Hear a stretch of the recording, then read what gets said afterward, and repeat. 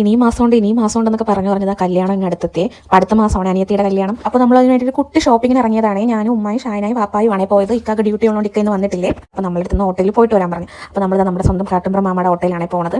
അപ്പം നമ്മളിന്ന് പോകുന്നത് സ്റ്റുഡിയോയിലോട്ടാണ്. കോട്ടംകോടുള്ള സ്റ്റുഡിയോയിലാണേ പോയത്. അപ്പം ഇക്കാക്ക് ഇപ്പോൾ ഉള്ള ഷർട്ടുകളെല്ലാം നല്ല വലുതായിട്ടുണ്ട്. അപ്പോൾ ഇക്കാരെ കറക്റ്റിന് എടുക്കാൻ വേണ്ടിയിട്ട് ആണ് ഞാൻ കൂടുതലും സ്റ്റുഡിയോയിലോട്ട് പോയത്. അപ്പോൾ ഇക്കാക്ക് വേണ്ടിയിട്ട് ഇതായി ഒരു വൈറ്റ് നോക്കിയിട്ടുണ്ടായിരുന്നു. പിന്നെ ഒരുപാട് ഷർട്ട് നോക്കിയിട്ടുണ്ടായിരുന്നേ. ഇക്കാക്ക് ഹാഫ് സ്ലീവ് ആണ് ഇഷ്ടം. അപ്പോൾ ഞാൻ അത് നോക്കിയിട്ട് കുറച്ച് ഷർട്ടുകൾ എടുത്തിട്ടുണ്ടായിരുന്നേ. അപ്പോൾ ഇതാ പിന്നെ അവിടെ കണ്ണാടി കണ്ടപ്പോൾ നമ്മൾ ഇങ്ങനെ ഫോട്ടോ എടുക്കാതെ വരും ഗൈസ്. അങ്ങനെ ഫോട്ടോ ഒക്കെ എടുത്ത് നമ്മൾ പിന്നെ അത് ബില്ലടിക്കാൻ വേണ്ടി നിൽക്കുവാണ്. ഞാൻ സത്യം പറഞ്ഞാൽ ഞാൻ ഷർട്ട് വാങ്ങിക്കാൻ വേണ്ടിയിട്ടാണ് കൂടുതലും പോയത്. പക്ഷേ ഞാൻ നോക്കുന്നത് ഫുള്ളും പാൻ്റ് ആയിരുന്നു കേട്ടോ. ഒരുപാട് കളക്ഷൻസ് ഉണ്ട് കേട്ടോ. പിന്നെ ഞങ്ങൾ എല്ലായിടത്തും ബില്ലടിക്കാൻ വേണ്ടി നിൽക്കുകയാണ്. അപ്പോൾ വാപ്പായും കൂടെ വന്നിട്ടുണ്ടായിരുന്നു. എനിക്കിപ്പോൾ സ്റ്റുഡിയോയിൽ ഏറ്റവും ഇഷ്ടപ്പെട്ട കാര്യം എന്ന് പറയുന്നത് ഈ ഒരു ബാസ്ക്കറ്റിൽ അവർ ഇട്ടിട്ട് ഇങ്ങനെ കോടയും കേട്ടോ നമ്മളെടുത്ത ഡ്രസ്സുകൾ. അപ്പം നമ്മളെടുത്ത ആ ക്വാണ്ടിറ്റിയും അതിൻ്റെ റേറ്റും എല്ലാം അവർ സിസ്റ്റത്തിൽ കാണാൻ പറ്റും. അപ്പോൾ തന്നെ നമുക്ക് പേയ്മെൻറ്റ് ചെയ്യാൻ പറ്റും. നേരത്തേക്കാണെങ്കിൽ നമ്മൾ ക്യൂ നിന്ന് ഒരുപാട് സമയം എടുക്കും അവർ ഓരോന്നായിട്ട് ബില്ലടിച്ച് വരുമ്പോഴത്തേക്കും. അപ്പോൾ ഈ ഒരു സിസ്റ്റം എനിക്ക് നന്നായിട്ട് ഇഷ്ടപ്പെട്ടിട്ടുണ്ടായിരുന്നേ.